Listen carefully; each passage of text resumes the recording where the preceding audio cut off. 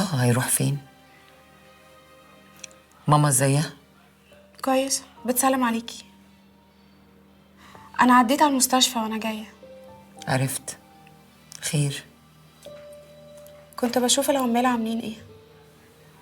وشفتي؟ كله تمام. يا رامي، رامي، انا اسفه يا حبيبي على الطريقه اللي كلمتك بيها امبارح. معلش، الشغل كتير وانا متوتره. لا مفيش مشكلة، أنا مقدر. طب ممكن تخش تلبس؟ عايزه اعزمك على العشاء بره. طيب ما نطلب أكل والمرة ماما تاكل معانا. لا يا سيدي، مالكوش دعوة بيا، بس انتوا خرجوا. بقالنا كتير أوي ما خرجناش مع بعض. الشغل خدنا من بعض بقى.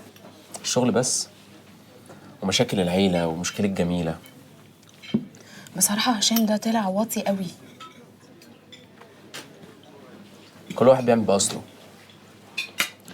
ده احنا حتى ما سمعناش في مره انه راح زار اهله، حتى لو هما ناس غلابه. ايه قسوه القلب دي؟ والا حكايه مصاريف بنته. عايزاه بقى يبقى حنين على جميلة. ما هي عشان كده بتصعب عليا قوي. أنا الحقيقة مش صعبان عليا غير شوشو. انا مش فاهمه ايه الناس اللي مش بتحس بالنعمه دي. في حد يطول يبقى عنده طفله بالجمال ده؟ عندك حق.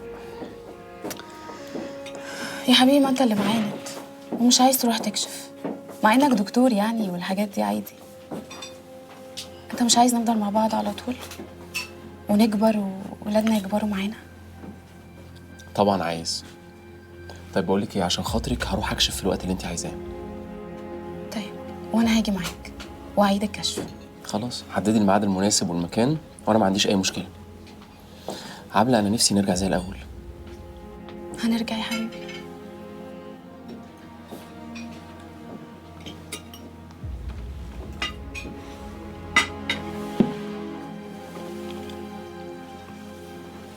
بحبك. وأنا كمان. دكتور رامي، اتفضل. اهلا دكتور عبد الله، ايه الصدفه الجميله دي؟ اتفضلوا اقعدوا. لا خليكم براحتكم. فعلا، ما احنا قايمين. من فضلك حط الحساب على الأوضة فوق. يلا. بس احنا هنا من بدري، عن اذنكم. اتفضل.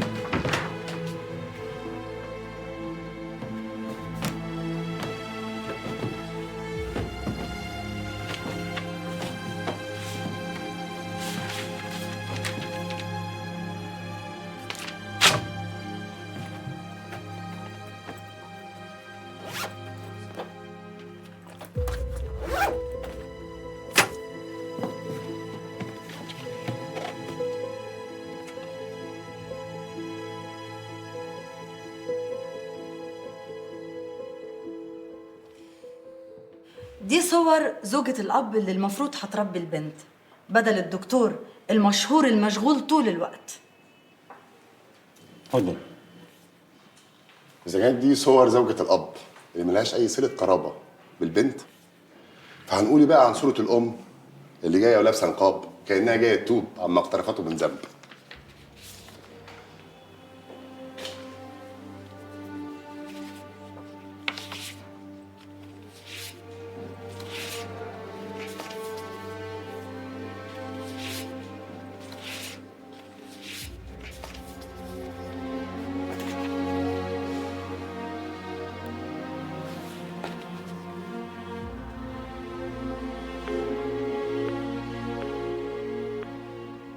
ايوه يا عبلة، وصلتي؟ طب تعالي لي.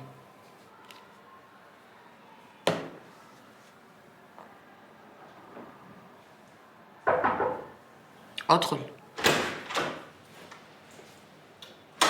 صباح الخير يا طنط. صباحين برضه.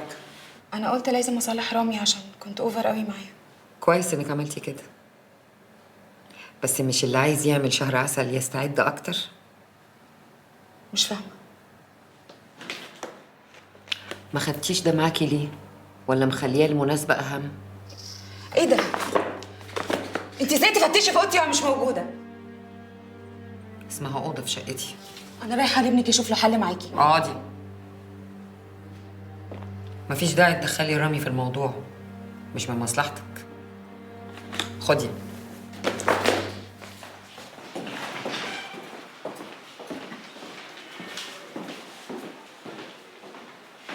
مساء الخير. مساء النور يا فندم. انا كنت عايز ادفع مصاريف عيش هشام. ثواني يا فندم. أول قسط من مصاريف الدفع. فعلا؟ دفع امتى؟ ثواني يا فندم. من ساعة واحدة بس. طيب ماشي، متشكر جدا. ايوه ماما. لا ما دفعتهاش، قالوا لي ان المصاريف اتدفعت. معرفش بقى، اكيد هشام هو اللي دفعها. ماشي.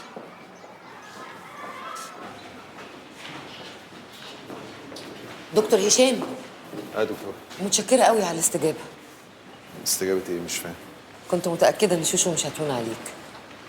برضه مش فاهم. عشان المصاريف اللي انت دفعتها. أنا ما دفعتش حاجة. ولا انا والله. امال مين اللي دفع المصاريف؟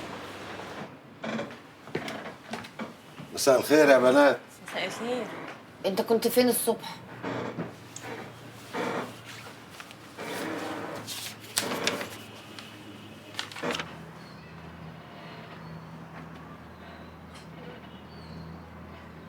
جبت الفلوس منين؟ المطرح ما جبتها بقى. بابا، القانون اللي كان هنا راح فين؟ بشد اوتاره. بابا، القانون بتاعك راح فين؟ راح لصاحب نصيبه بقى. الله. شاب عايز يتعلم العزف، قلت افيد واستفيد. انت ازاي تعمل كده؟ ازاي تبيع اغلى ما عندك عشان تدفع مصاريف البنت وابوها عايش؟ مش كده، معزم الولد الا ولد الولد. وبعدين القانون بتاعك يعني هيجيب كام؟ اهو اتفقت مع المدرسه نقسط المصاريف ودفعناهم يا اسطى.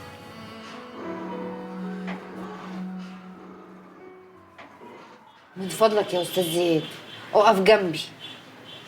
جميلة افهميني، ليلى مش سهلة. ليلى ست مفترية، وانا لا بقى عندي طاقة ولا خلق ولا حتى معايا فلوس ان انا افضل اطاردها. انا بني ادم كافي خير شر دلوقتي وعايش على قد، والحمد لله ربنا بعدني عنها بلاويها السوداء. اديك نفسك قلتها ان هي ست مفتريه. تخيل بقى ان انا بنتي بتتربى مع الست المفتريه دي. انا مش عارف اقول لك يا جميلة بجد. يا استاذ زياد، حضرتك باين عليك شخص طيب ومحترم وعانيت كتير، يعني اكيد حاسس بمعاناة جميلة. اقف جنبها عشان خاطرها. بلاش يا سيدي عشان خاطرها، عشان خاطر الطفلة البريئة دي. طب بلاش عشان خاطر الاتنين، عشان خاطر ربنا يا سيدي يمكن يفك ضيقتك. وانا بجد عمري ما هنسالك الجميل ده، ومين عارف يمكن يوم من الايام اعرف اردهولك. الحمد لله. ينصر قرعتك يا استاذ زياد.